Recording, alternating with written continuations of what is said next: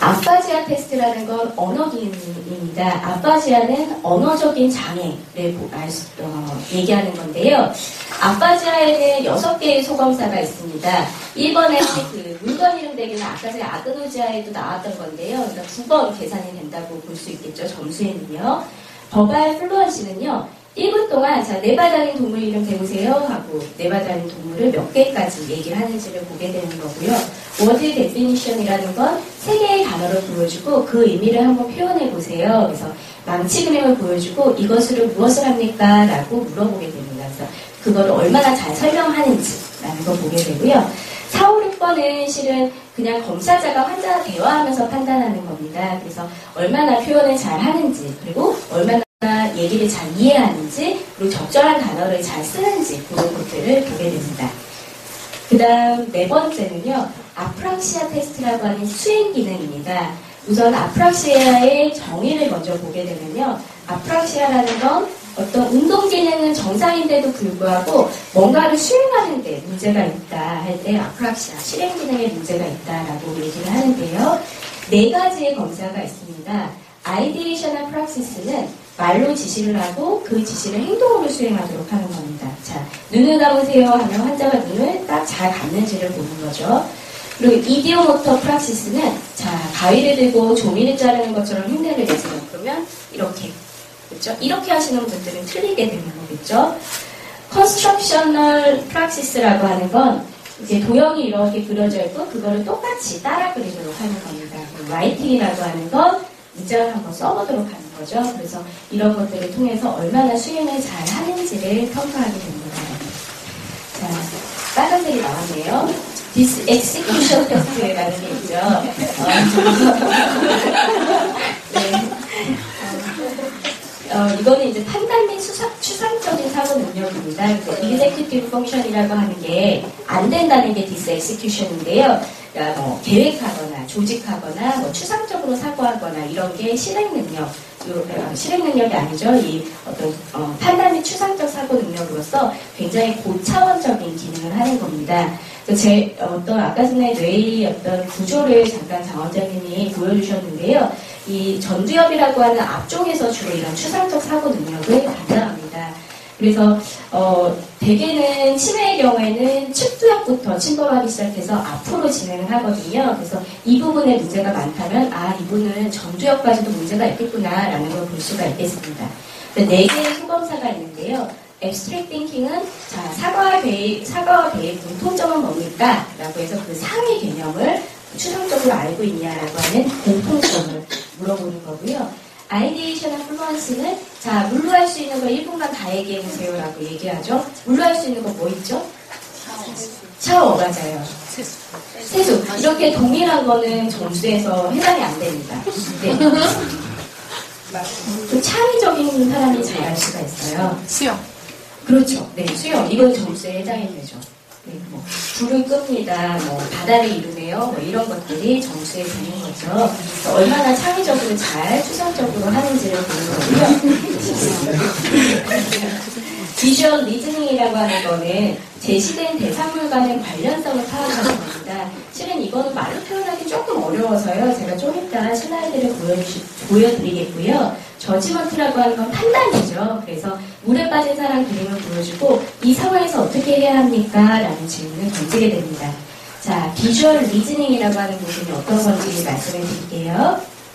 자, 보시게 되면 자, 위에 트럼프 3장이 있습니다. 빈 네모 상자에 들어갈 트럼프를 아래에서 선택하세요 라고 되어 있는데요.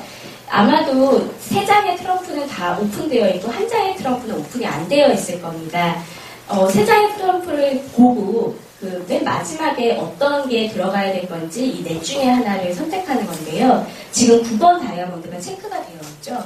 아마도 제가 예상한 건데 3개의 오픈된 트럼프는 9번 스페이드, 9번 클로버, 9번 하트가 있을 겁니다. 그래서 9라는 공통점이 있구나 해서 9번 이렇게 되는 부분이죠. 그래서 이 부분을 이제 비주얼 리즈닝이라고 얘기를 합니다.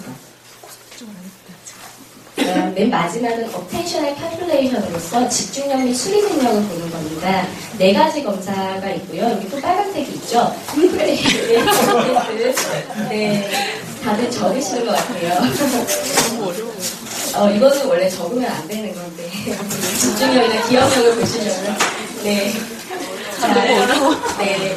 트레이 메이킹 테스트 A라고 하는 건요, 15개의 점이 있고요. 그거를 이제 1번부터 15번까지 순서대로 빨리 읽는 그런 검사가 되겠습니다. 시리얼 세븐 서브트랙션이라는 건 100에서 7을 연속으로 계속 빼는 그런 작업이고요.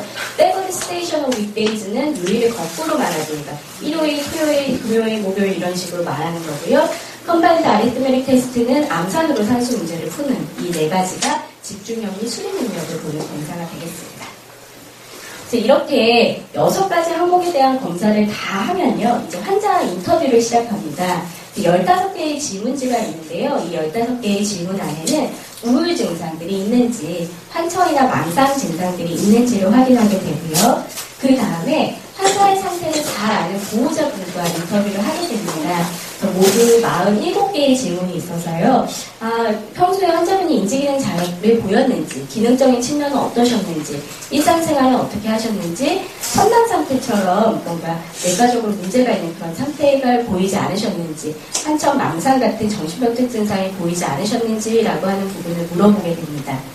그리고 이제 검사자가 일반적으로 환자의 어떤 겉모습을 관찰하게 되죠. 표정이 우울하지 않는지, 반응이 느리진 않는지, 감정이 없어 보이지는 않는지, 계속 반복적인 얘기를 하지 않는지, 사고 및 언어 장애가 있어 보이지 않는지를 평가하게 됩니다. 그리고 이제 의사가 임상적 신체 검사랑 신경학적 검사 같은 걸 하게 되고요. 혈액 검사나 어떤 브레인 MRI, 즉 뇌 MRI 같은 걸 찍으셨다고 한다면 그 결과도 그 결과 입력지에 넣게 됩니다. 그러면 이제 결과가 나오죠. 이 카즈 검사의 제 앞장에 있는 검사 결과입니다. 뒷장도 여러 장이 있긴 한데요. 그건 좀 너무 복잡할 것 같아서요. 앞장만 제가 이렇게 스캔을 했는데요. 육각형 모양이 있죠. 이 육각형은 아까 전에 말씀을 드렸던 암네지아가 기억력 장애입니다. 그리고 여기가 아그노지아, 7인증, 사물이나 사람 인지 기능이 떨어져 있는 것. 아파지아는 언어 기능, 언어적으로 표현 능력이 떨어져 있는 것. 아프락시아는 실행증으로서 아까 전에 뭔가 행동하고 이런 부분이 떨어져 있는 것. 어텐셔널 캘큘레이션은 뭐 주의력이나 추리력이 떨어져 있는 것. 디스엑시큐션은 뭐 아까 전에 이제 추리적인 부분, 사고적인 판단 부분 이런 부분이 떨어져 있는 거죠. 여기서의 빨간색은 실은 이 검사 결과에서 나온 빨간색이어서 제가 체크한 건 아닙니다. 참고로요. 네. 보면 요 파란색 요 줄이 바로 진단 기준입니다. 이게 어떻게 보면 가이드라인이 되는 거겠고요. 빨간색이 환자분의 상태십니다. 그래서 이 빨간색이 파란색보다 센터에 있을수록 장애가 있다라는 걸 알 수가 있겠거든요. 그래서 보게 되면 6가지 영역 중에서 파란색보다 빨간색이 센터에 쏠려 있는 게 바로 암네지아, 즉 기억력 장애와 디스엑스큐션이라고 하는 사고와 추상 능력이 떨어져 있는 것. 나머지는 그래도 파란색보다 바깥쪽에 있거나 동일하거나 그렇게 되어 있죠. 이 부분은 이 환자의 경우에는 우울증이 있는지 선망이 있는지는 아직 알 수는 없지만 이 슬라이드만 봐서는요. 우선 치매 진단 기준을 보면 기억력 저하와 4가지 중 하나의 인지 기능에 문제가 있으니까 우선 치매라고 진단을 내릴 수가 있겠습니다. 그래서 요거를 이렇게 보실 수가 있는 거죠. 그러니까 아마도 답답해서 팀장님들이나 그런 분들은 요 그래프만 보셔도 대략적으로 이 영어를 읽지 못하셔도 대략적으로 아마 이해를 하실 수 있을 것 같습니다.